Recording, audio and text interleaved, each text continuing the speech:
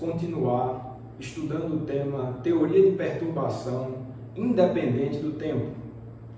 Bom, inicialmente vamos fazer uma breve revisão sobre o que vimos na aula passada, que é os resultados importantes que a gente obteve com a teoria de perturbação independente do tempo. Então, da teoria de perturbação independente do tempo, a gente assume, que as correções da energia para o sistema perturbado é dada em função das energias não perturbadas dessa forma aqui, N igual a N0 mais lambda N1 mais lambda quadrado N2 e assim por diante. Vimos também que as funções de onda, os AutoCADs do sistema perturbado é dado em função do não perturbado a partir de correções que são dadas por lambda N1 mais lambda quadrado N2 e assim por diante. E a gente utilizou a aula anterior para justamente descobrir quem eram as correções de primeira e segunda ordem, para a energia, ou seja, que termos deveríamos somar para as energias não perturbadas, para que a gente conseguisse encontrar as energias perturbadas com boa aproximação. E a gente também encontrou a correção de primeira ordem para os AutoCADs, ou seja, os AutoCADs perturbados eram dados em função dos não perturbados, mais uma soma de termos. A gente encontrou qual seria esse vetorzinho ali que vem nos dar a correção de primeira ordem. Só para lembrar os resultados que são importantes, a gente viu que a correção de primeira ordem para a energia era dada por primeira ordem energia era N1 N0 a galinha N0. Lembrando que a galinha, ou melhor, o hamiltoniano perturbado era dado em função do não perturbado somando a perturbação, a galinha. Esse lambda é a modulação da perturbação, tá? Pode ser um número entre 0 e 1, se você quiser pensar dessa forma. E a correção de primeira ordem para a energia era justamente esse termo aqui. A correção de segunda ordem da energia era N2 igual, a gente contou no final da aula, que era somatório N diferente de N módulo quadrado de produto interno de N0 e a galinha N0 dividido por N0 menos EN0. Era isso. E a primeira ordem AutoCADs, os AutoCADs era dado por N1 igual a somatório em N diferente de N, produto interno de N0, a galinha N0, N0, dividido por EN0 menos EN0. Então foram esses os resultados. Em resumo, é isso daqui. Então essa é a correção de primeira ordem. A gente viu que é um fato relevante. A gente comentou que geralmente ela corrige, vem com valores relevantes o sistema não perturbado, então essa correção de primeira ordem geralmente dá um resultado bem relevante para a correção. O de segunda ordem geralmente também é muito bom. Em termos dos AutoCADs, as correções para os AutoCADs geralmente não são tão eficientes quando comparadas com as correções da energia, mas essa daqui, a correção de primeira ordem, é sempre também muito boa, relativamente boa, e se você quiser melhorar isso significativamente, você precisa de várias ordens, ou seja, várias ordens de correção para os AutoCADs, e mesma coisa para a energia. Se você quiser melhorar muito a partir da correção de segunda ordem, terceira, quarta, quinta ordens precisam ser calculadas para que você tire um resultado relevante. Ok, então em resumo foi isso daqui, e agora a gente precisa, acho que é importante, ver um exemplo. Tá? Então isso aqui foi só uma revisãozinha, vamos ver um exemplo disso bem simples para mostrar como isso funciona. Então, o exemplo que a gente vai ver agora é o exemplo do poço infinito. Exemplo do poço infinito. Esse é um problema que a gente nunca tratou nesse curso, mas eu acredito que vocês já devem ter visto a solução, já devem ter resolvido esse problema. Eu acho que é o problema mais simples de resolução da equação de Schrödinger. Então, eu só vou utilizar os resultados que a gente já deve conhecer e utilizar esses argumentos aqui da teoria de perturbação para o caso em que a gente perturbe esse potencial de poço infinito e veja que modificações são causadas para as autoenergias e para os AutoCADs de energia. Então, esse é o ponto. Bom, então, o sistema que a gente analisa é um potencial desse tipo aqui. Já comentei sobre ele ontem. Então, você tem um eixo X aqui, tem um gráfico de um potencial, V de X. E o potencial do tipo poço infinito, ele é um potencial com essa característica aqui, ó. É um poço quadrado, tá? Infinito. Então ele tem essa configuração e a solução da equação de Schrödinger nos diz quais as funções de onda e quais as energias acessíveis a uma partícula que está confinada nesse poço. Vamos dizer que esse poço tem largura A, ou seja, aqui é o ponto 0 de x e aqui é o ponto A. A energia potencial aqui é zero e é infinita nesses outros locais. Então esse é um problema, como eu já falei, clássico. Os livros básicos de mecânica quântica todos trazem esse problema, muito bem comentados. Ok, então a solução para esse problema, ela tem a seguinte característica, né? Solução. As energias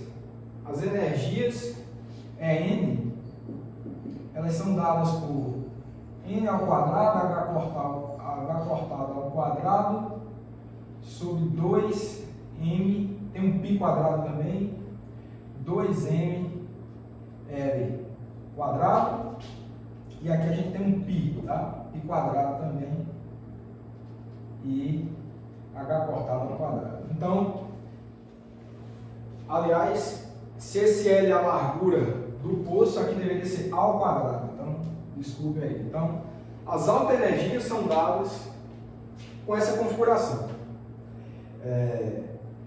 Então, varia com a diferença de uma para a outra, vai variando aí. Isso depende de N, né, do nível que você está tratando. Então, varia com o inverso da largura do poço e vai proporcionalmente com o quadrado do nível quântico que você está considerando. Ok, então a solução é essa e as funções de onda são dadas dessa forma. Eu vou botar o sobrescrito 0, que é do sistema não perturbado, que então vai ser xn0, tá? Isso daqui é igual a raiz de 2 sobre A seno nπx sobre A. Então essa é a solução para o poço quadrado infinito, tá? Então é um problema, realmente eu não vou comentar muito sobre isso porque é um problema clássico e eu não quero fugir muito do nosso objetivo aqui, que é estudar a teoria de perturbação. Bom, então, sendo essas as energias e sendo essas as funções de onda, o problema que eu quero tratar com vocês é o seguinte: eu vou perturbar esse potencial de uma maneira muito simples inicialmente, sendo originalmente esse o sistema, tá? Em que as energias, acho que vou botar um zero aqui também, tá? Tudo não perturbado, tá? A nossa notação que eu estou utilizando aqui, a teoria de perturbação, sobrescrito zero é o sistema não perturbado. Então a energia do sistema não perturbado e as funções de onda que são dadas aqui em função dos autoquentes de energia, tem essa solução aqui. Bom, a perturbação que eu vou querer dar para esse sistema é muito simples. Eu só vou querer, nessa região onde o potencial é nulo, eu vou querer elevar esse potencial de uma quantidade constante, V0. Então, eu vou apagar aqui, tá? Vou apagar aqui. Eu vou manter o zero aqui e eu só vou causar uma elevação no potencial, certo? Apagar aqui também. Eu vou elevar esse potencial de uma quantidade V0, certo? V0, e aqui continua o eixo do potencial. Então, em relação ao problema anterior, tudo que foi feito foi elevar o nível do potencial do fundo aí do poço. Era zero, a gente botou V0. Então, é um novo sistema, óbvio, é um novo sistema que você deu um potencial para ele e a gente vai utilizar a teoria de perturbação para corrigir as energias em primeira ordem, nesse exemplo que eu quero tratar com vocês, utilizando esse resultado do sistema não perturbado. Esses aqui são os resultados do sistema não perturbado. Eu quero encontrar em primeira ordem a correção da energia para esse sistema perturbado. A perturbação foi elevar essa base do potencial de V0. Vamos fazer isso agora. Bom, de acordo com essa equação aqui, que essa é a correção de primeira ordem, o hamiltoniano inicial é o hamiltoniano da partícula no posto de potencial infinito, que é a energia cinética dela, mais aquele potencial inicial que eu apaguei aqui, que é o posto normal, sem a elevação. E a perturbação vai ser justamente, essa perturbação aqui vai ser justamente o incremento de V0 para o potencial. Então esse H' aqui seria V0 e esse lambda seria 1 nesse caso. Então a gente poderia entender essa modificação que eu causei no sistema dessa forma. Então a correção de primeira ordem da energia,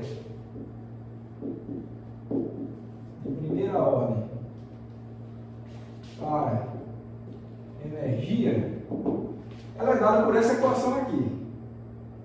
Então, ela vai ter a seguinte estrutura: N1 vai ser N0, H', né? H' nesse caso é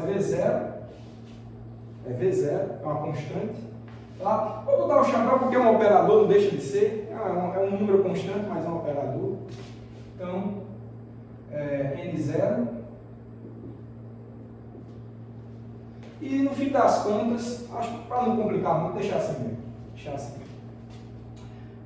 Então, como é uma constante, isso daqui a gente pode escrever como sendo V0, N0, certo? E isso daqui, obviamente, é 1. Então, a correção de primeira ordem é igual a V0. Então, dessa forma, o que é que a gente entende? Que o sistema não perturbado, perturbado, as energias do sistema perturbado, que é esse aqui, ela é dada em função do sistema não perturbado, N0, que são essas energias aqui, a depender do nível N que você está tratando, todas elas mais V0. Eu vou botar aproximadamente aqui, porque essa aqui é a correção de primeira ordem. Correção de primeira ordem. Bom, agora, excepcionalmente, eu vou dizer que essa aqui é a equação 1. Excepcionalmente, essa teoria de perturbação que a gente tratou aqui, ela vai dar o resultado exato para aquele tipo de sistema. Obviamente, se você só deu essa elevação de V0 para o teu sistema, o sistema é igualzinho mesmo anterior. Só foi feita uma mudança na escala de energia do sistema. Estava em zero, é como se você mudasse, passasse a chamar o zero de V0.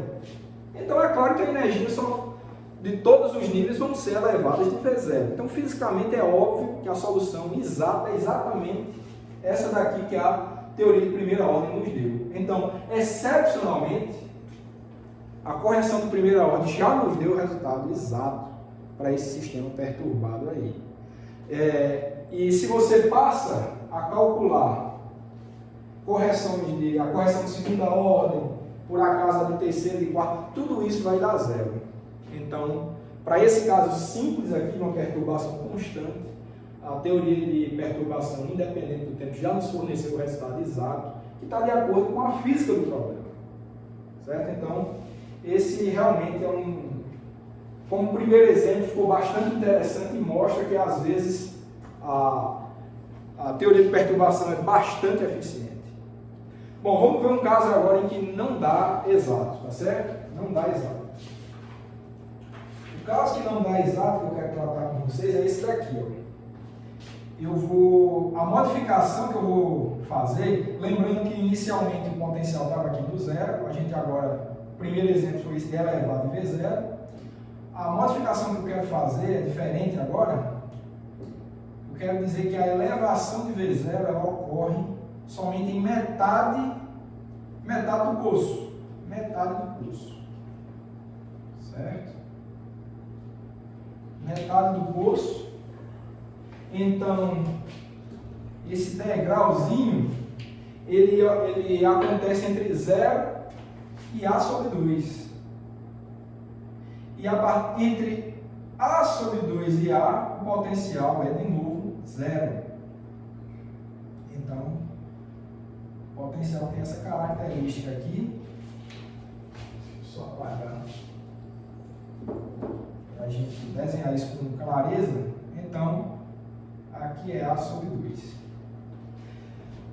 Bom, então, nosso novo problema é esse daí. Então, o que a gente vai querer fazer é a mesma coisa. Eu quero calcular a correção de primeira ordem para a energia e ver no que é que dá. Quanto que de efetiva é a teoria de perturbação para esse caso. Então, note que o caso original é um poço, tudo zero aqui na base, e a perturbação foi somente causar essa elevação em metade dessa caixa, desse poço, de uma elevação de V0 entre os pontos 0 e A sobre 2. E o resto continua normal. Bom, dessa forma, o que é que a gente faz? Eu vou apagar logo aqui. Em cima, talvez eu vou usar. Vamos recalcular isso agora com essa nova perturbação. Então, segundo caso, tá? Esse que é o segundo caso. Nesse segundo caso, a gente faz tudo isso de novo. N, aquela equação lá, tá? Sempre ela, igual a N0, H', N0, certo? E agora é o seguinte, essa perturbação H', ela só vai ocorrer entre 0 e A sobre 2. Então, isso precisa ser levado em conta, tá certo? Então, pagar o resto aqui, para a gente fazer essa conta. Para resolver esse problema, eu vou fazer o seguinte, ó. Eu vou colocar duas identidades nesse nosso espectro contínuo de posição, então vai ficar assim, ó, uma integral de menos infinito a infinito, eu vou botar outra integral aqui, menos infinito a infinito, dx', dx duas linhas, aí vai ficar aqui, ó, n0, que é esse daqui. Eu vou botar uma identidade aqui, ó, x'. Esse H' ele é V0, tá? Eu vou deixar o H' aqui, tá? E daqui a pouco eu explico ele. Eu vou introduzir de fato a perturbação que a gente tem aí. Vezes aqui eu vou botar um x duas linhas, fechando aqui com n0, tá? Então isso aqui vai ser igual a quê? Olha, o potencial, ele é diferente de zero entre 0 e A sobre 2, certo? Outro resultado que a gente tem é o seguinte, ó, isso daqui, esse produto interno aqui, isso daqui é a função de onda, tá? Psi estrela de N, tá? Eu vou botar o zero porque é o sistema não perturbado. Psi estrela, esse é o complexo conjugado, e esse daqui, isso aqui de x', tá? E esse daqui é a psi de N não perturbada para x duas linhas, tá? Lembrando que isso aqui é x duas linhas. Então, é bom deixar claro isso. Essa função, pessoal, que é essa daqui, essas funções de onda, elas só existem originalmente, que é o problema não perturbado, dentro da caixa. Fora da caixa é tudo zero. Então a gente não precisa se preocupar com essa integral fora da região da caixa. Para x maior que A e para x menor que zero, você não precisa se preocupar com essa integral, porque a função de onda é zero em toda essa região que eu falei. Só vai ser diferente de zero no interior desse curso. Certo? Então, esse é um fato. Outra coisa que a gente precisa considerar é o fato de que o potencial, que é a perturbação, o potencial V0, ele ocorre só entre 0 e A sobre 2. Ele é 0 de A sobre 2 até A. Então, se ele é 0 entre A sobre 2 e A, então não precisa ser considerado também essa integral. Esse V0 vai entrar aqui nesse H', não precisa ser considerado entre A sobre 2 e A. Então a integral também, por causa disso, não precisa ser... a gente não precisa se preocupar com o cálculo dessa integral também nessa região A sobre 2 até A, por causa do potencial, e nessa outra região maior que A e menor que zero, por causa que as funções de onda são todas nulas. Então a nossa única preocupação é entre 0 e A sobre 2. Então são essas duas razões que fazem com que a gente se concentre somente nessa região 0 e A sobre 2. Então é isso que a gente vai calcular aqui nessas integrais, tá? Ok. Então, no fim das contas, o que a gente tem é o seguinte. Olha, esse potencial aí, eu vou botar ele logo aqui fora. O H' é o V0, tá? Então vai ficar igual a V0 integral. Eu vou repetir aqui, tá? O menos infinito a infinito. Depois eu restringo o intervalo da maneira como eu falei. Menos infinito a infinito. Aqui vai ficar Cn 0 estrela de x', tá? Na verdade que é essa parte aqui, tá? O V0 eu tirei, vai ficar um produto interno entre x' duas linhas, tá? Isso aqui é x duas linhas. E a gente vai ter também essa função de onda psi n 0 x2'.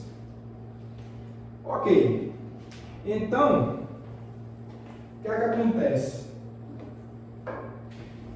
Esse produto interno aqui, de um espaço contínuo, a gente sabe que isso daqui é uma delta de Dirac de x' menos x, duas linhas, que no fim das contas vai deixar essa integral da seguinte forma, igual a V0, tá? Lembrando das propriedades de delta de Dirac dentro da integral, ela some e deixa uma das funções sendo calculadas no ponto em que a delta diverge, no caso, tá? Nesse caso seria no ponto em que x' igual a x duas linhas, uma das integrais desaparece, então vai ficar integral de menos infinito a infinito, então ficaremos com psi n 0 de asterisco x duas linhas, vou botar x' porque vai ficar calculado no ponto, né, quando x for igual a x', então psi n 0 x' dx'. Agora sim, pelas razões que eu falei para vocês, tá? De todo esse intervalo de integração de menos infinito a infinito, por conta das características da função de onda, ou das funções de onda, e do potencial que a gente está tratando, a gente só precisa se preocupar com a região entre 0 e A sobre 2. Ou seja, quando x está entre 0 e A sobre 2. Então, no fim das contas, a gente vai ter isso aqui, ó, V0 integral entre 0 e A sobre 2. A gente pode utilizar esses resultados aqui para as funções de onda não perturbadas, que é a que a gente vai estar precisando ali. São funções reais, então elas são iguais às conjugadas delas. Tá? Então, a gente vai ter um 2 vezes sobre A aqui, tá? Porque é o produto dela com ela mesma, sai a raiz, e vai ficar uma integral entre seno ao quadrado npx, linha no caso, sobre A dx'. Então, no fim das contas, é isso. Vou apagar aqui, tá? Deixa eu apagar aqui pra gente... Eu vou precisar da figura ainda, tá? Então, eu vou apagar aí. Vamos lá. E aí é só calcular essa integral, tá, pessoal? Só calcular essa integral, não tem problema nenhum. Integralzinha simples. Então, para calcular essa integral, você pode lembrar, só um comentário rápido, tá? Então, lembrando que seno ao quadrado de x é igual a 1 menos cosseno de 2x dividido por 2, certo? Então, você faz esse cálculo, então vai ficar uma parte em que esse seno ao quadrado aqui vai ficar 1 meio menos um cosseno de 2 vezes esse argumento aqui, tá? Essa parte do cosseno, quando você integrar entre 0 e A sobre 2, vai ficar um seno de nπ, tá? Deixa eu escrever aqui, para a gente, só para ajudar vocês a enxergar essa integral. Então, temos que vai ficar N1, vai ficar V0 sobre A, tá certo?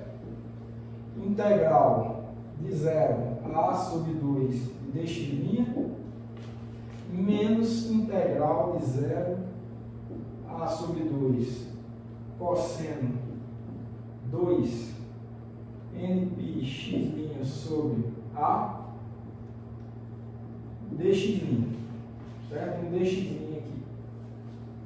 Bom, a integral é essa, tá certo? Fecha aqui o colchete. E, como eu falei, essa integral aqui, quando você for resolver, vai dar umas constantes vezes um seno de nπ menos um seno de 0, já substituindo os limites de integração. Então dá 0, tá? fácil ver que essa integral aqui ela dá zero. Então, no fim das contas, só te resta essa integral aqui que vai dar a sobre 2. Então, você encontra que a correção de primeira ordem vai ficar simplesmente a sobre 2. Desculpa, V0 sobre 2. V0 sobre 2. Essa é a nossa equação de número 2 de hoje. Certo? O que vai dar A sobre 2, ou A corta com A, então vai ficar V0 sobre 2. Então, o que a teoria de perturbação está nos dizendo é que para essa perturbação que a gente está vendo aqui, em que você coloca um potencial, uma elevação somente na metade da caixa, tá? De V0, te diz que as energias em primeira ordem vão ser corrigidas de V0 sobre 2. No caso anterior, que era a perturbação em tudo, era de V0. Agora é em V0 sobre 2. Parece até razoável, né? Uma perturbação em metade, deu metade da correção anterior, parece razoável, mas nesse caso não é a solução exata, tá?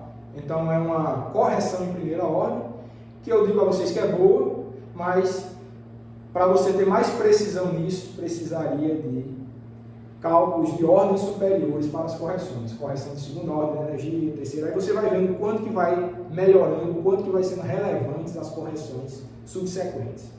Mas em primeira ordem, eu só queria mostrar o procedimento para vocês aqui. A gente lembrou de várias coisas, né, do curso. Então, ficaram esses dois exemplos para a teoria de perturbação de primeira ordem, no caso aqui do cálculo da correção de primeira ordem para as energias. Tá? Bom, então, dados esses dois exemplos, que são referentes ao conteúdo da aula anterior, eu quero agora começar com vocês a falar sobre o caso da teoria de perturbação independente do tempo para sistemas degenerados. Porque eu quero lembrar que tudo isso que foi feito na aula passada, e esses exemplos aqui, são para sistemas não degenerados. O posto de potencial infinito, pelo menos o unidimensional, que é esse que a gente está tratando aqui, ele tem um espectro não degenerado. Tá? A cada função de onda, ou seja, a cada autoquete de energia, você só tem vinculado a ele uma energia. Então é um sistema não degenerado. Mas há casos em que, e vários, muito importantes, na natureza, principalmente, átomo de hidrogênio, por exemplo, então você tem um sistema com espectro degenerado. Se você for tratar o caso do poço infinito em duas dimensões ou uma caixa tridimensional, você já vai ver que tem degenerescência. Tá? Um oscilador harmônico em duas dimensões tem degenerescência. O átomo de hidrogênio, o átomo qualquer que você imaginar, tem degenerescência no espectro de energia deles. Então, não precisa dizer que é importante, claro, essa teoria de perturbação independente do tempo para sistemas degenerados. É isso que a gente vai ver agora. Bom, então, eu vou apagar tudo para a gente começar a falar disso. Tá? Apagar aqui. E vocês vão ver que, no final, como esperado, quando você faz o limite em que o seu sistema é não degenerado, você tem que recuperar os resultados que a gente tem encontrado. Tá? Então vamos focar nesse caso geral dos sistemas degenerados, mas eles têm que se reduzir ao caso não degenerado. Tem que incluir essa teoria do não degenerado também, porque é um caso particular o caso não degenerado.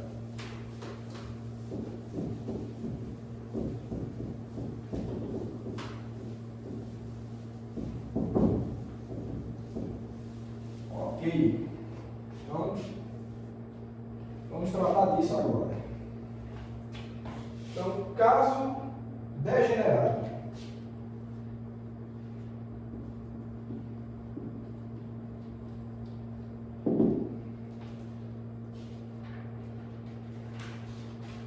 Bom,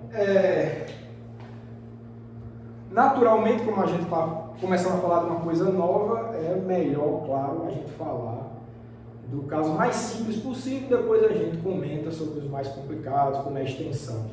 O caso mais simples de um sistema degenerado é o sistema duplamente degenerado, ou seja, em que você tem dois estados de energia vinculados à mesma energia, ao mesmo alto valor de energia. Então, isso é uma degenerescência dupla para um sistema. Então, a gente vai tratar a maior parte do tempo da degenerescência dupla e, no final, eu comento com vocês como é que se estende para a ordem N de degenerescência.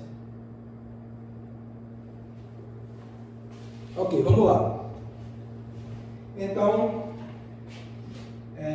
caso da degenerescência dupla. Bom, então o que a gente vai supor é o seguinte: vamos supor que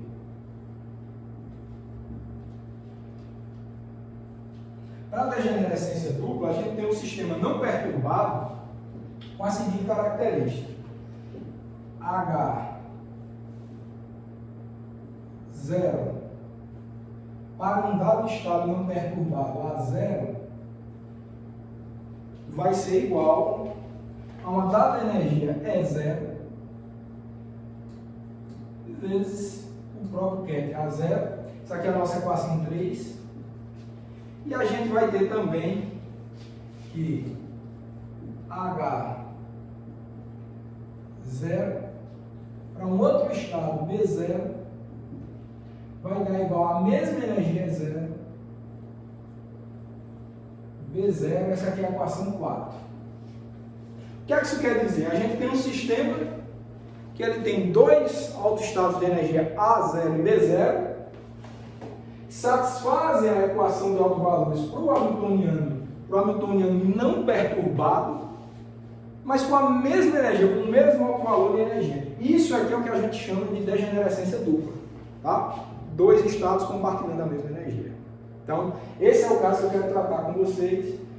Vou perturbar esse sistema aqui e ver o que é que aconteceria com as correções de energia. Já comentei na aula anterior com vocês que aquela teoria que a gente viu não serve para esse caso degenerado. Se você lembrar, pode até dar uma olhada nas correções de primeira ordem para os autoquetes e as de segunda ordem para as altas energias, que você tem um denominador dependendo da diferença de energia.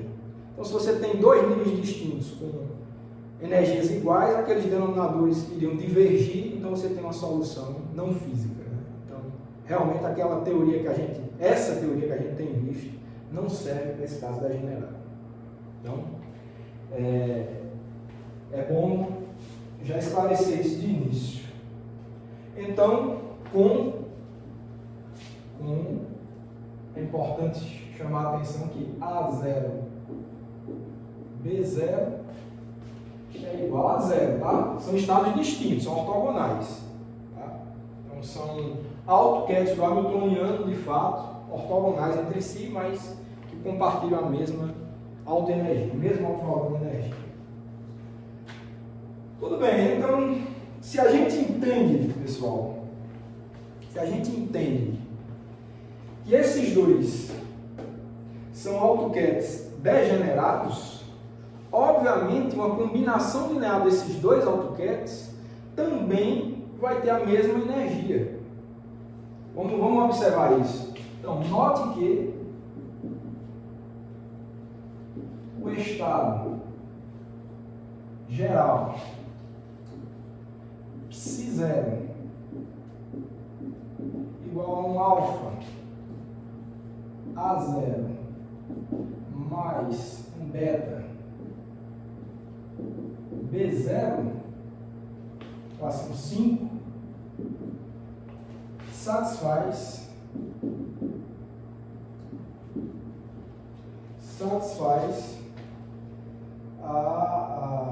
essa equação aqui, né? H0, Ψ0 igual a E0, Ψ0. Então, tá claro, né? Se você assume essas equações 3 e 4, uma combinação linear desses dois autoestados também vai vai satisfazer uma equação de autovalores para o hamiltoniano, com o mesmo autovalor. Tá? Então, essa aqui vai ser a nossa equação 6, e eu estou chamando de geral porque eu não estou realmente fixando nada em relação a esses alfas e esses betas. São coeficientes, claro que devem respeitar as regras de probabilidade, né? Módulo quadrado de alfa mais módulo quadrado de beta é igual a 1, é a única restrição. Tá?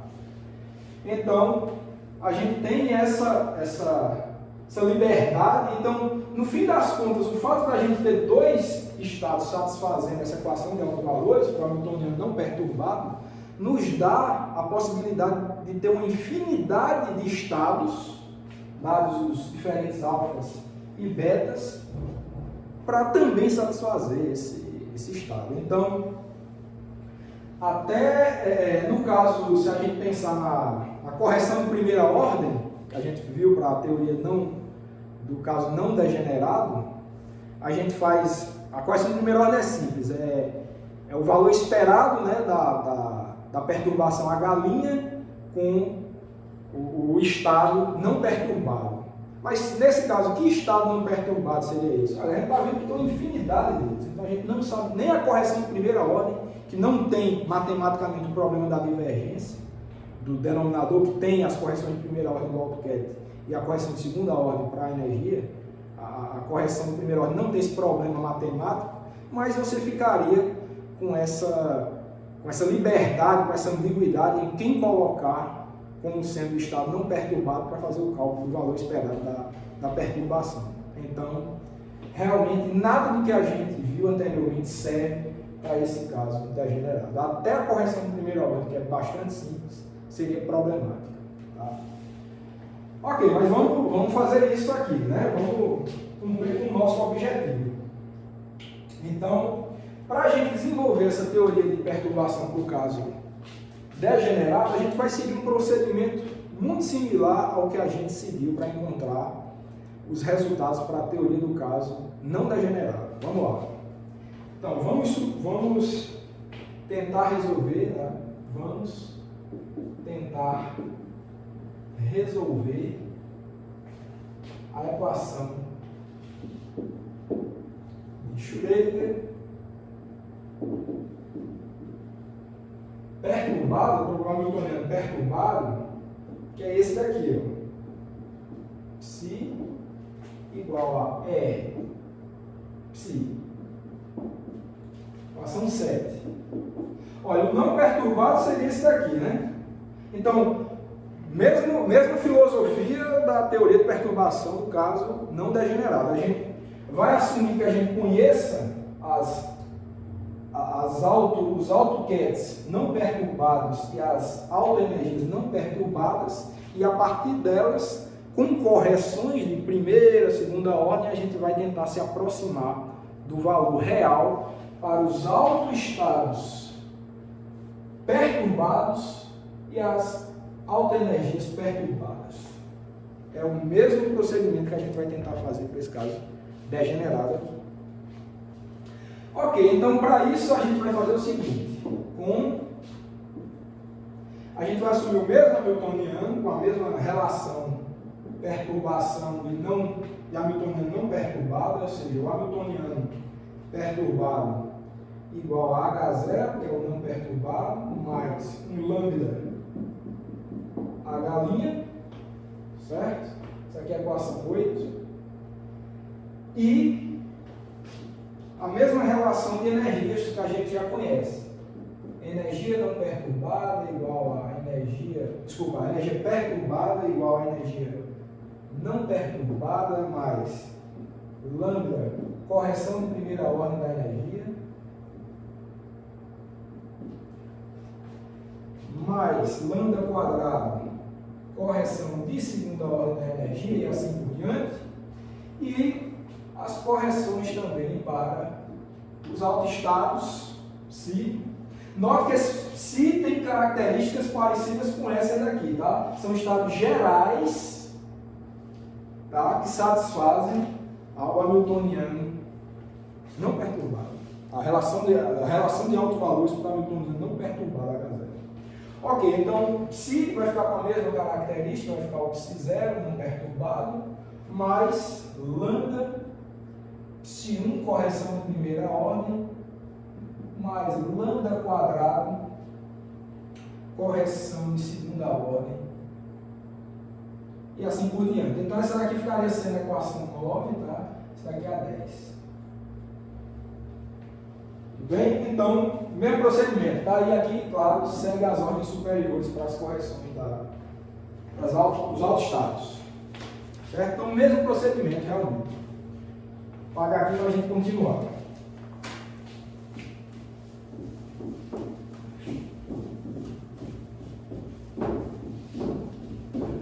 Vamos fazer uns cálculos agora. É o seguinte, muito parecido com o caso anterior. Então, o que a gente vai fazer é o seguinte: vamos substituir as equações 8, 9 e 10 na equação 7. Tá? Então, substituindo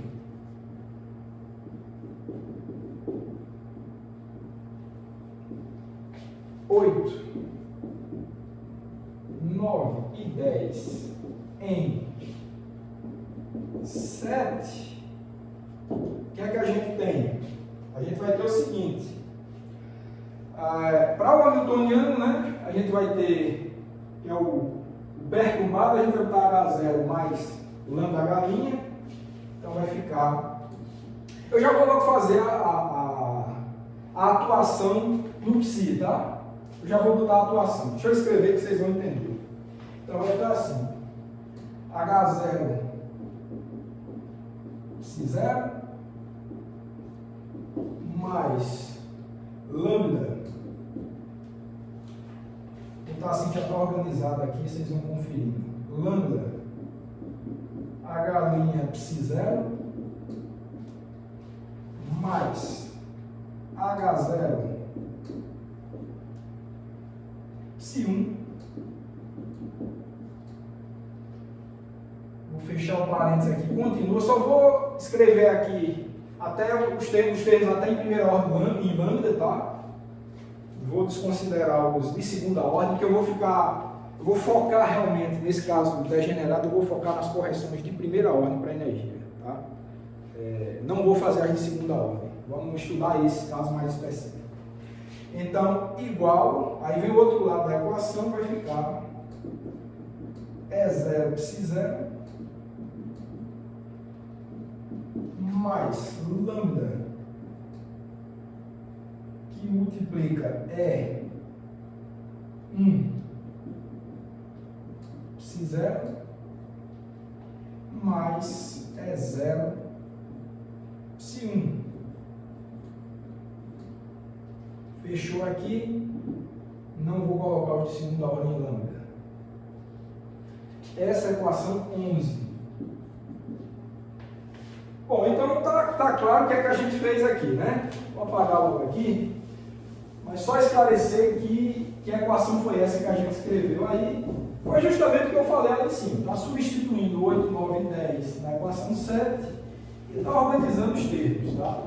Então, esse primeiro termo aqui, H0 psi 0, é quando você substitui esse H0 aqui e o psi 0 daqui, então vai ficar H0 psi 0. Depois você vai ter um termo lambda H' psi 0. Depois você vai ter um termo H0 vezes lambda psi 1, que está lá.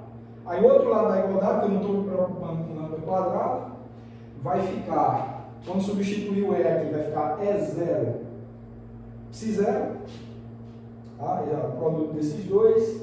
Depois vai ficar lambda E1 psi 0, tá ali. E depois o último é E0 vezes lambda psi 1. E, de novo, negligenciando termos em lambda quadrado. Então, só isso. Só foi isso. Olha, o que a gente pode ver é o seguinte. É uma igualdade polinomial, a variável lambda, similar ao que a gente estudou na aula passada.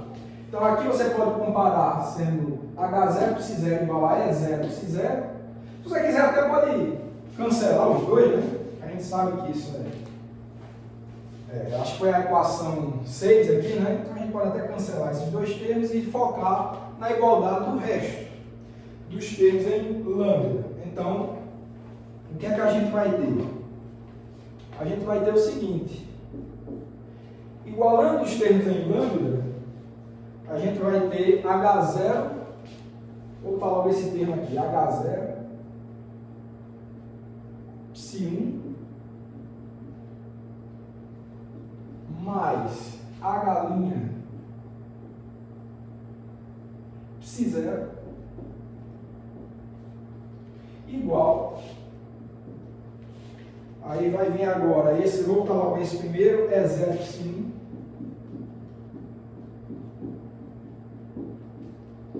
mais esse último aqui, E1 psi0.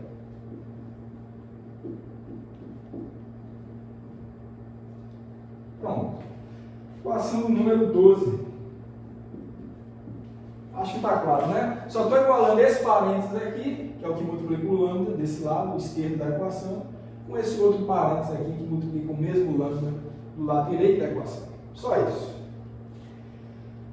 Ok, então o que é que a gente vai fazer agora? Tomando o produto interno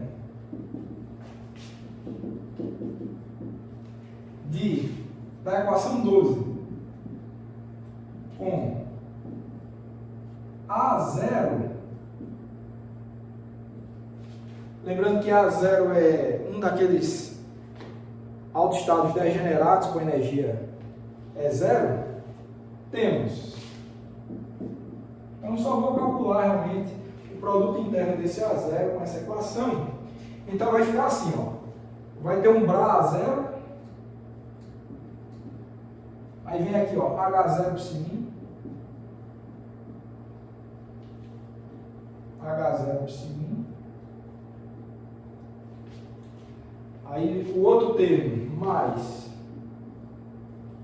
Bra0 H' psi0, igual E0, aí vai ficar produto interno de A0 com psi1, e o último termo é mais E1 A0 psi0. Certo? Essa é a nossa equação 13. Vamos desenvolver essa equação aqui. Vamos desenvolver.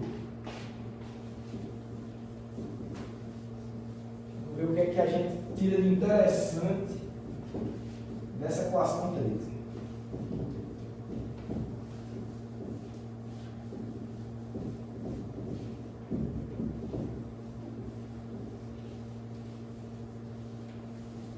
Ok. Bom, o que a gente pode tirar de interessante é o seguinte: esse H0, vocês lembram, ele é um cara, óbvio, ele é hermitiano, então ele pode operar nesse A0 para o lado esquerdo aqui, né? Então quando ele opera aqui vai dar E0 vezes o Bra A0, quando ele operar aqui. Então, se vai dar E0 A0, o resultado disso daqui, só indicar aqui para vocês, tá? Isso daqui dá E0, desculpa, Bra A0. Tá? Pelo fato dele ser hermitiano, dá isso. Então, a gente sabe que vai dar isso, que é exatamente igual a esse outro termo aqui do outro lado da igualdade. E0 a 0, produto interno com psi1, então esses dois termos se cancelam. Tá? Simplesmente isso. E o que a gente pode fazer agora é o seguinte: a gente pode escrever esse termo aqui da seguinte forma. Psi0, vocês lembram que é alfa vezes ket A0 mais beta vezes ket B0, eu acho que é a equação 6, se não me engano. Tá? Então, você substituir esse resultado aqui, vai dar o seguinte. Isso vai dar alfa A0, produto interno A' aplicado em A0, mais beta A0, produto interno de com H' B0. É isso. Que é igual.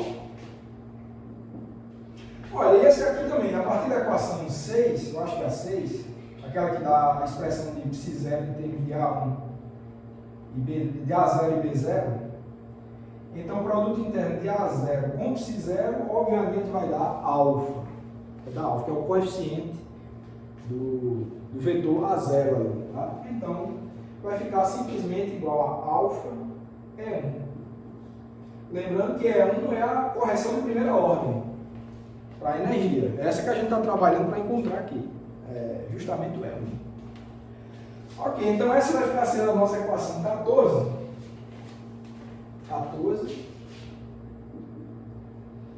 E o que é que a gente vai fazer agora? Eu vou escrever aqui, ou de forma compacta. Para não ficar muito grande essa equação, a gente vai escrever o seguinte: alfa WAA mais beta WAB igual a alfa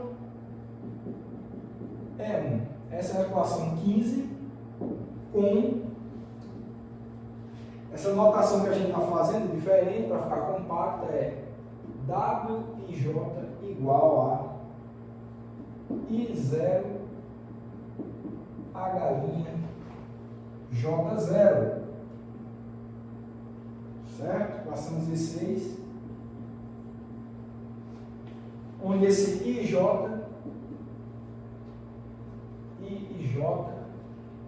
é igual a I B, né? Certo? Esse IJ é igual a IB. Então eu só fiz essa mudança, tá? Para não ficar escrevendo esses produtos internos aqui grandes, sempre que a gente vai precisar escrever várias vezes, eu estou utilizando essa notação compacta. Então WAA é o produto interno do A0, né? Ou seja, você pode notar que esses aqui são os elementos da matriz do hamiltoniano de perturbação na representação dos AutoCADs não degenerados, né? Então esse aqui seria um termo diagonal e esse aqui seria um termo não diagonal, por exemplo. Então é somente esses Ws e J são os elementos da matriz do hamiltoniano de perturbação na base dos AutoCADs não perturbados, A0 e B0. Então é isso.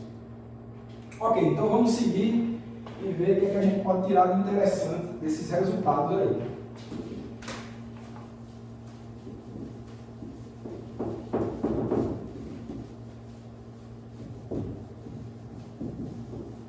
Então vamos lá. Ok, então sim, e como são esses elementos de matriz? São coisas que, em princípio, você conhecendo qual é o hamiltoniano da perturbação e quem são esses vetores não perturbados, esses estados não perturbados, são elementos que você consegue calcular, né? Não tem nada de formidável nisso daqui. Todo mundo sabe calcular isso daqui, pelo menos em princípio, se essa perturbação tiver uma expressão tratável em função dessa base. Então, são coisas que a gente consegue calcular em princípio. Ok, então, similarmente, o que temos aqui é o seguinte: similarmente, temos, olha, aqui a gente fez o produto interno com A0. Produto interno com A0. Se a gente faz um cálculo similar, fazendo o produto interno dessa equação 12 com B0, o que é que a gente deve encontrar?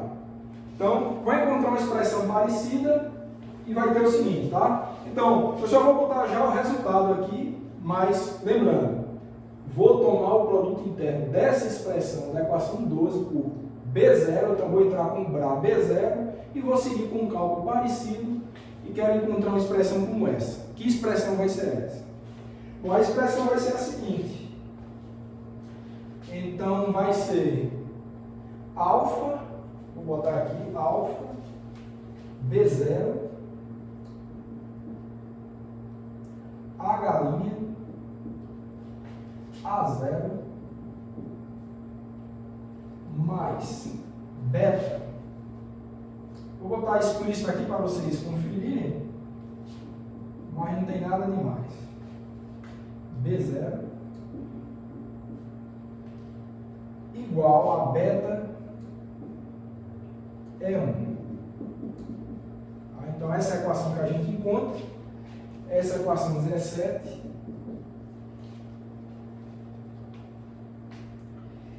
E como é que a gente escreve da notação compacta? Ela vai ficar alfa WBA mais beta WBB igual a beta E1. Equação 18. Equação 18. Então, de novo, em termos, uma equação que é dada em termos da matriz da perturbação escrita em função dos estados não perturbados A e B. Então, são elementos de matriz também que a gente, em princípio consegue calcular. Ok, então vamos seguir com o nosso cálculo para ver onde que a gente vai chegar.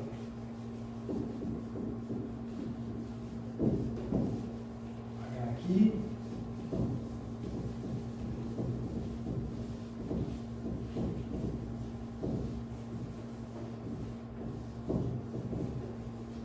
E vamos ver o que a gente faz em seguida.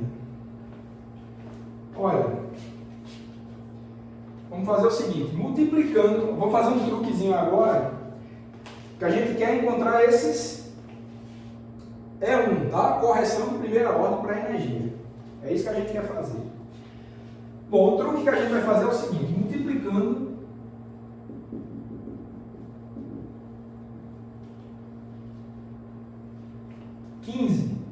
a equação 15 por WAB, temos, como é que vai ficar? Vai ficar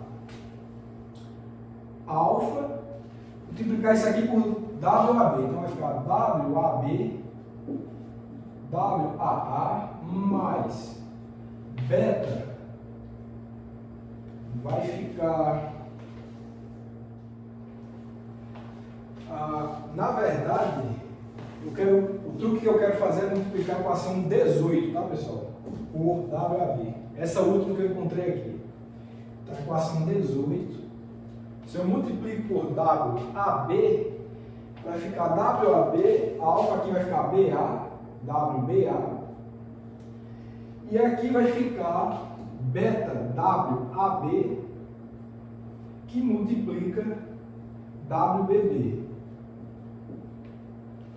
igual a beta WAB vezes E1. Essa é a nossa equação 19. Então, ficamos com isso. E o que é que a gente pode dizer a respeito desse beta WAB? Esse beta WAB ele aparece na equação 15. Tá? Então, a gente vai utilizar esse resultado para tentar resolver essa equação aí para E1. Então, utilizando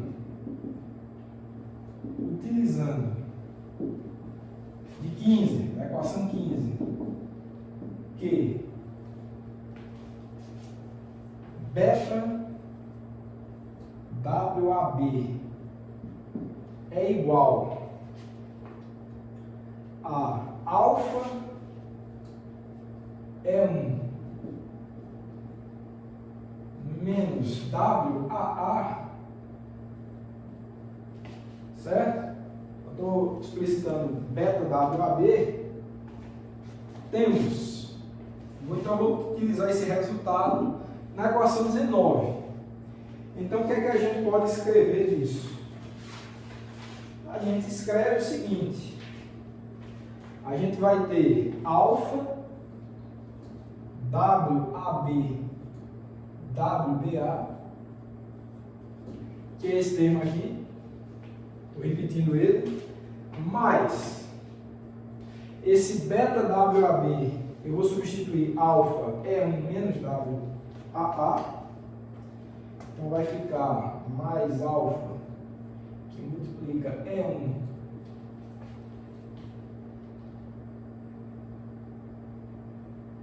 menos WAA, e tudo isso, né, fora vai multiplicar WBB, certo? Eu vou apagar aqui para a gente continuar.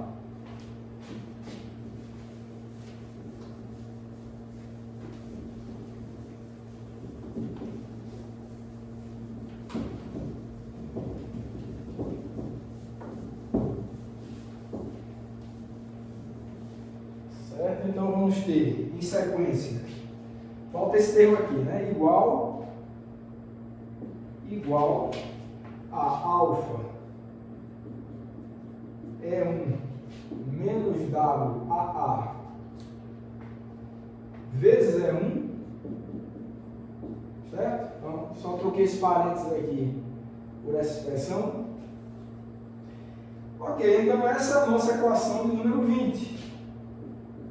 E a gente pode organizar e deixar da seguinte forma. A gente pode organizar essa equação para deixar da seguinte forma. A gente vai ter um alfa. Todos os termos têm alfa, né? Então, vou deixar esse alfa em evidência. Eu vou abrir um colchete. Vai ter E1 ao quadrado, que vem desse termo aqui, ó. E1 vezes E1 ao quadrado. Esse é o termo quadrado que é 1 mais, desculpa, menos WAA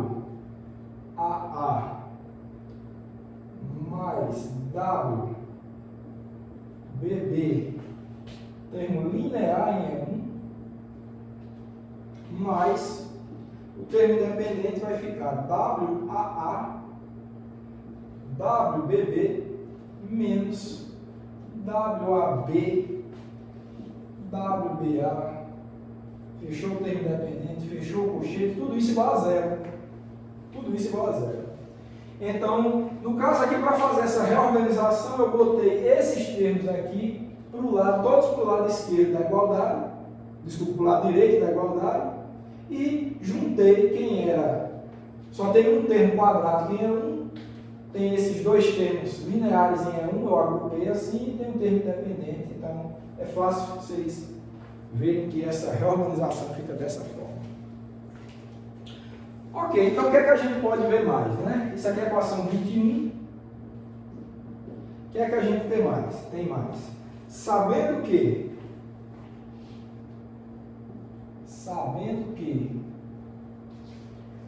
óbvio, WAB é igual a WBA complexo conjugado, lembrando que esses W são estruturas desse tipo aqui, né?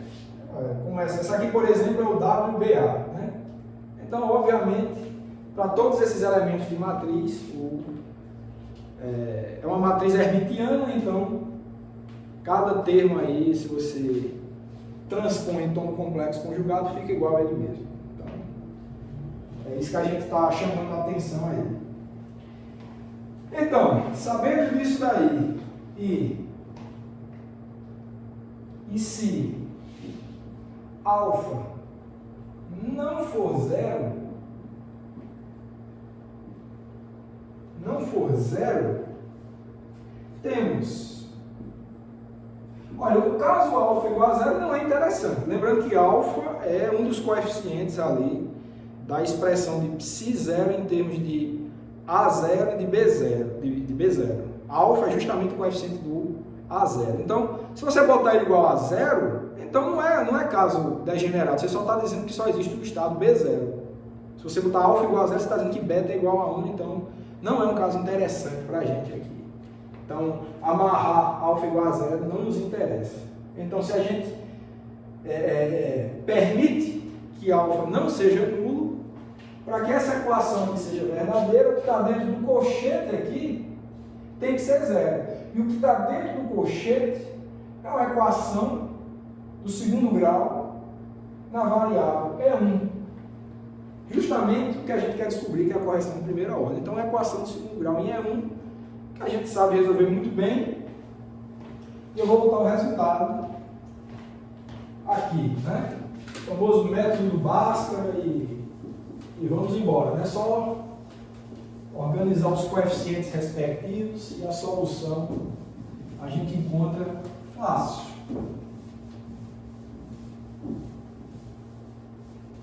Então vai ficar assim, ó. Como solução, a gente vai ter, obviamente, duas, né? Aquela equação de segundo grau. Então a gente vai ficar assim, ó. Eu vou botar subscritos mais e menos, porque são duas. Uma para o sinal de mais e outra para o sinal de menos. Esse sobrescrito 1 é porque a variável é 1, né? Correção de primeira ordem. Então vai ficar igual a 1 meio. Vou botar aqui, solução, vai dar 1 meio WAA mais WBB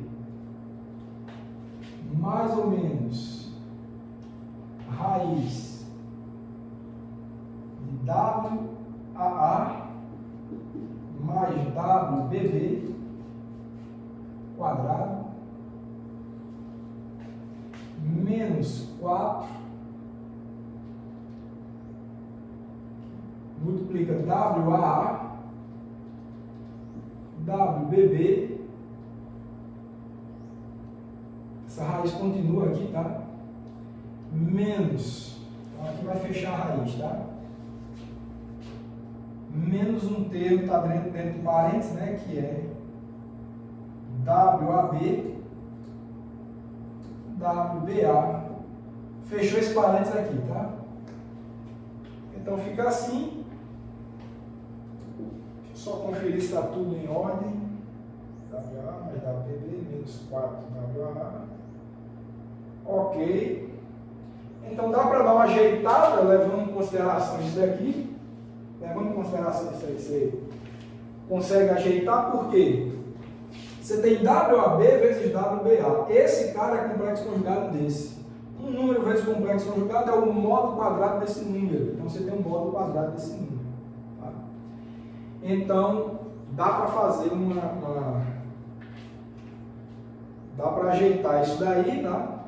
E outra coisa, que esse termo aqui, menos 4 WAA, WBB, tá?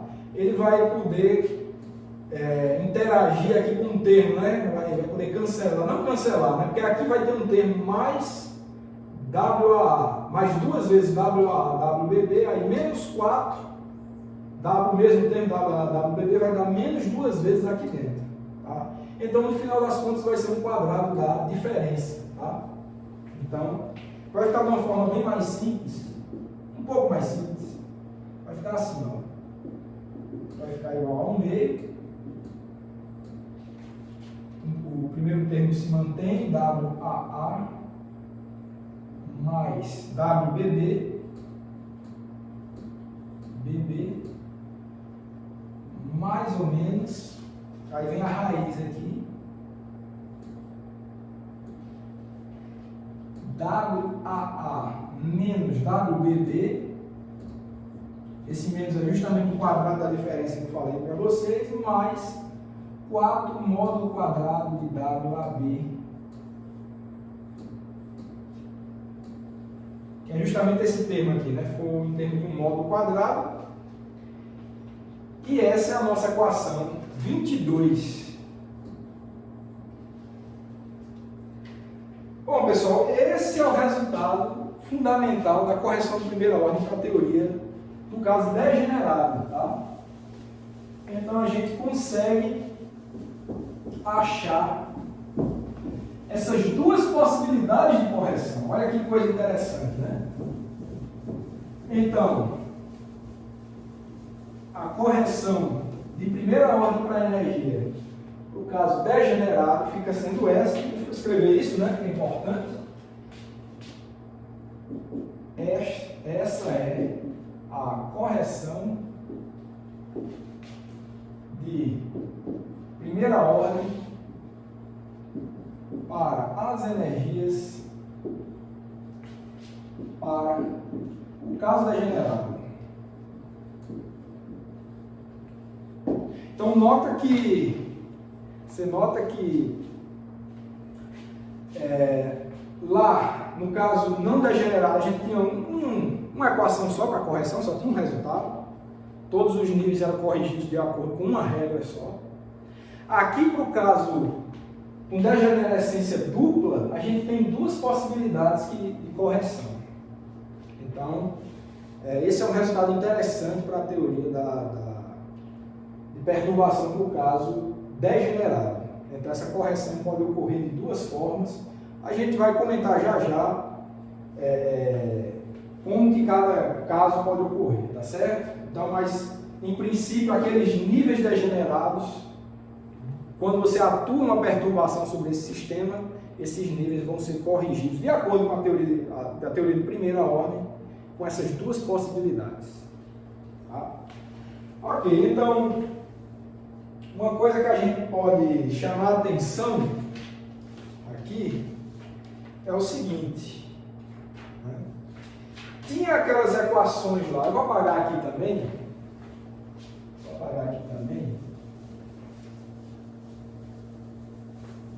eu podia ter chamado a atenção antes, mas vou falar agora.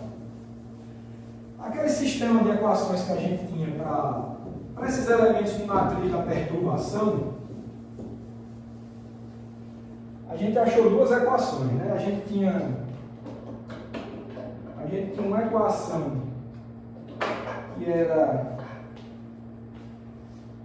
A gente tinha uma equação desse tipo aqui, ó, alfa, WAA, mais beta, WAB, igual a alfa E1.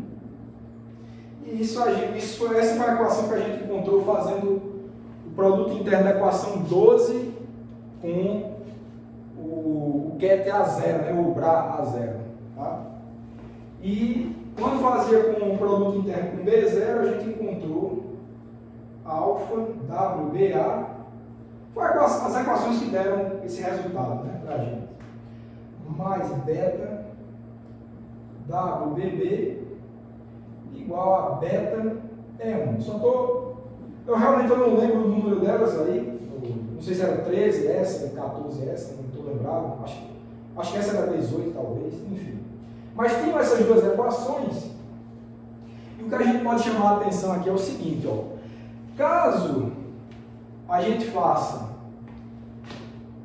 beta igual a 0, nesse caso alfa vai ser igual a 1 necessariamente nessa equação aqui, tá? Se a gente faz beta igual a 0 e alfa igual a 1, esse termo desaparece, alfa vai ser igual a 1, então você vai ter E1 igual a WAA. Olha, esse é exatamente o resultado da teoria de perturbação não degenerada, né? Porque se você faz beta igual a 0, você está dizendo que não tem degenerescência, não é possível ter degenerescência. Aquele nível de energia E0 se resume ao nível A0, só tem 1. Então, você nota que eliminando esse termo e o alfa sendo igual a 1, dá exatamente, você vai tirar daqui, que é, né, beta igual a 0, implicaria aqui, dessa equação, implicaria que E1 vai ser igual a WAA. Isso aqui é a teoria de primeira ordem para a energia do caso não degenerado. Então a gente recupera, tá? Então a gente recupera aquele resultado. Então é um caso particular aqui. E mesma coisa aqui, para essa equação de baixo, você faz alfa igual a 0, isso nos dá o seguinte, esse termo vai embora, beta vai ter que ser 1, então E1 vai ficar igual a WBB. mesma coisa, né? O resultado da teoria de primeira ordem para a energia. Então a gente recupera para esse caso também. E óbvio, fazendo alfa igual a zero, beta é 1, ou seja, você está dizendo que só tem um nível com energia E0, que seria o nível B0. Que seria um caso também não degenerado. Então, a teoria de primeira ordem, por caso não degenerada, ela é recuperada com essas duas equações, tá? Lembrando que elas foram as que deram origem a tudo isso aqui. Então, o caso não degenerado da teoria fica sendo um caso particular do caso degenerado que a gente está desenvolvendo aqui. Tá? Então, esse é um comentário realmente importante. Bom, e para finalizar, o que é que a gente pode dizer sobre degenerescência de ordem superior? A gente estudou degenerescência de ordem 2, né? Degenerescência dupla, a gente viu que pode quebrar nesses dois níveis. Tá? Então, a gente precisa também fazer um comentário importante sobre degenerescência de ordem superior. Mas antes de falar isso, olha, essas correções de primeira ordem está dependendo desses dados, né, da matriz da perturbação. Então, obviamente que ele depende da perturbação, tá? Obviamente que depende da perturbação desses elementos de matriz é que vão dizer se vai de fato haver uma correção ou não, tá? Se essa raiz aqui, ela pode ser nula também, de repente, não vai ter correção nenhuma, então essa correção distinta dos níveis vai depender da perturbação. Em geral, esse fato aqui leva a fenômenos interessantes como as chamadas quebras de degenerescência, que ocorrem, por exemplo, no efeito Zeeman para um átomo. O efeito Zeeman, só comentando rapidamente, você tem um átomo, por exemplo, pode ser o de hidrogênio. O átomo de hidrogênio, eu já discuti em alguma época, alguma aula dessas aí com vocês. Você tem certos níveis de energia, você tem uma degenerescência de acordo com... se o nível de energia for elevado, você tem vários estados distintos com diferentes momentos angulares, todos compartilhando a mesma energia. Então, essa é uma degenerescência do átomo de hidrogênio. Mas se você impõe uma perturbação, por exemplo, aplicando um campo magnético sobre esse átomo, esse campo magnético ele acopla, por exemplo, com a direção do momento angular, a projeção do momento angular na direção desse campo. E se essas projeções forem distintas, esse acoplamento é diferente. Ou seja, essa perturbação causada pelo campo magnético ela é distinta a depender da projeção de momento angular desse nível energético com o campo magnético. Então, apesar deles terem a mesma energia, podem ter componentes LZ, supondo que o campo seja aplicado na direção Z, distintas.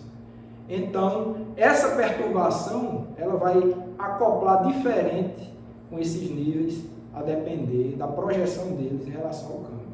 Então, se antes da aplicação do campo magnético você tinha todos no mesmo nível de energia, todas com a mesma energia, então a aplicação desse campo vai causar um desdobramento, ou seja, essas correções desse tipo vão acontecer por causa dessa perturbação do campo magnético. Tá?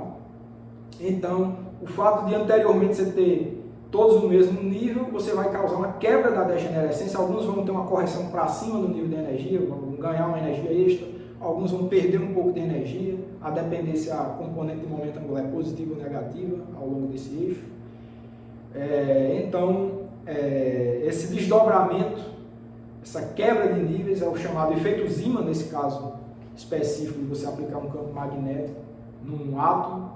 E quando você faz isso e você observa as linhas de emissão desse átomo, você vê novas linhas de emissão por causa dos novos níveis de energia produzidos por conta desse acoplamento do campo magnético com os níveis, ou seja, dessas correções distintas para os níveis.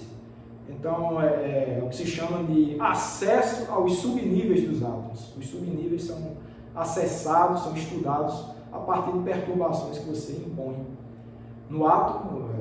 O efeito Zeeman é uma perturbação a partir da aplicação do campo magnético. Você também tem o efeito Stark a partir da aplicação do campo elétrico. Então, todos esses fenômenos podem ser estudados a partir do ponto de vista da teoria de perturbação independente do tempo, para o caso degenerado, que é esse aqui.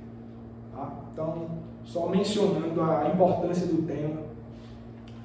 Os dois efeitos deram um prêmio Nobel, um ao Zeeman e o outro ao Stark.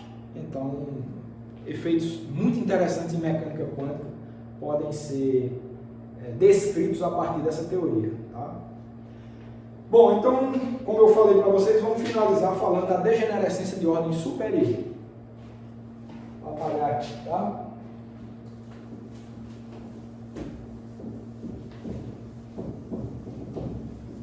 Só para a gente fechar, na verdade eu vou fazer um comentário porque um padrão de cálculo se estende para o caso de ordem superior, tá? Então, falar disso agora, que é o seguinte, vamos lá, degenerescência de ordem superior. Degenerescência de ordem superior.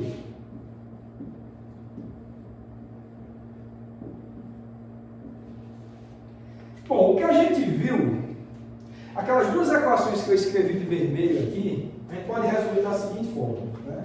Como vimos,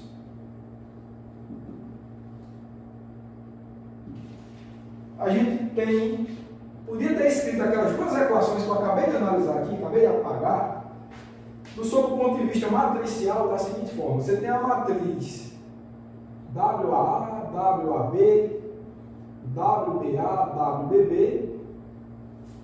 Tá? Essa daqui é a representação matricial do Hamiltoniano de perturbação na representação dos AutoCADs não perturbados. Se você multiplica por uma matriz coluna do tipo alfa, beta e iguala com E1 vezes o mesmo alfa, beta,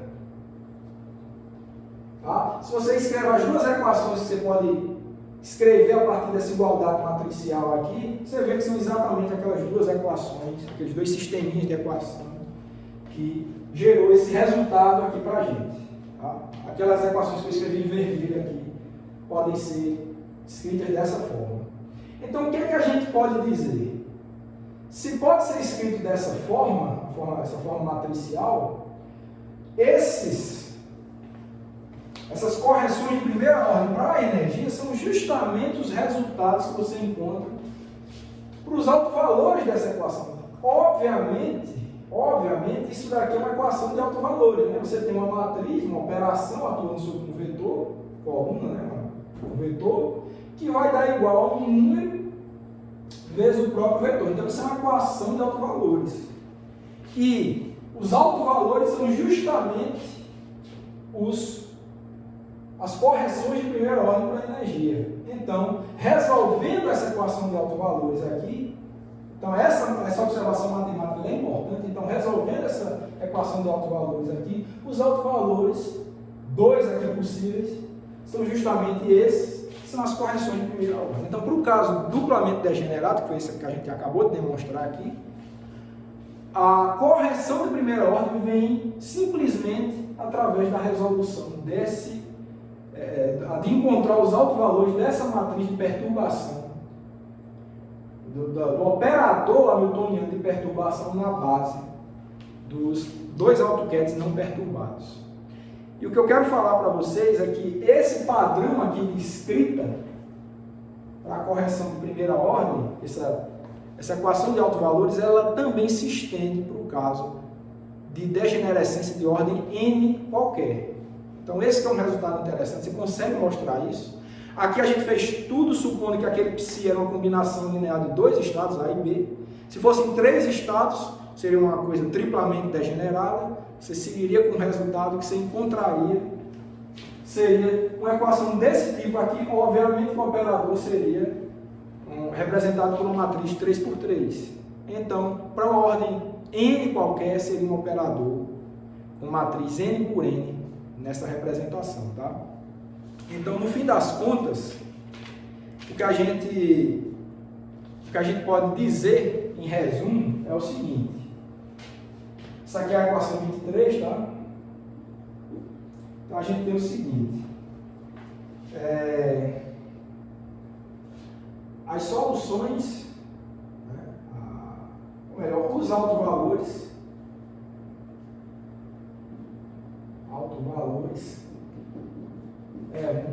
correspondem às correções de primeira ordem para a energia. Certo? Então, se a degenerescência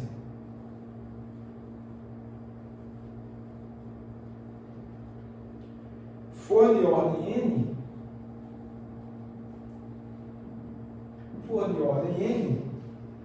devemos procurar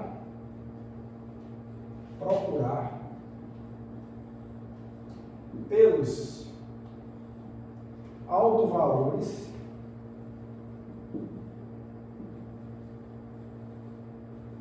da matriz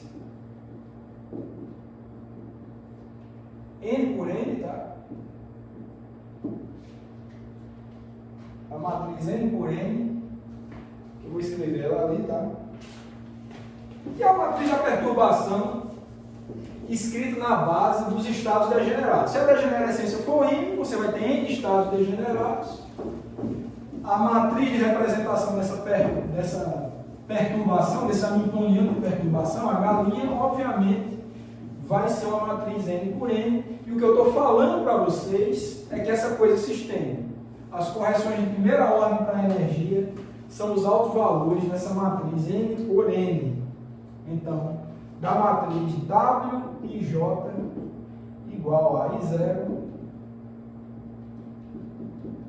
a galinha J0. Tá? Essa é a equação 24.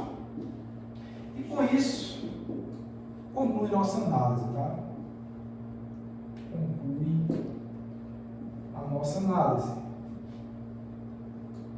Esse era o resultado que eu queria falar para vocês no final de tudo. Então, a teoria de perturbação, para o caso degenerado, fica com essa característica. Você escreve a matriz, sempre assim, você escreve a matriz para o hamiltoniano de perturbação na base dos autoestados degenerados. Essa matriz vai ser N por N se você tiver N estados degenerados. E as correções de primeira ordem para a energia vão ser justamente os autovalores dessa matriz. Ok? Então, fica sendo esse o resultado que eu queria passar para vocês. É o último resultado da teoria de perturbação. E também falar para vocês que essa é a nossa última aula, ela foi a nossa última aula. Eu sinceramente espero que vocês tenham aproveitado esse nosso curso.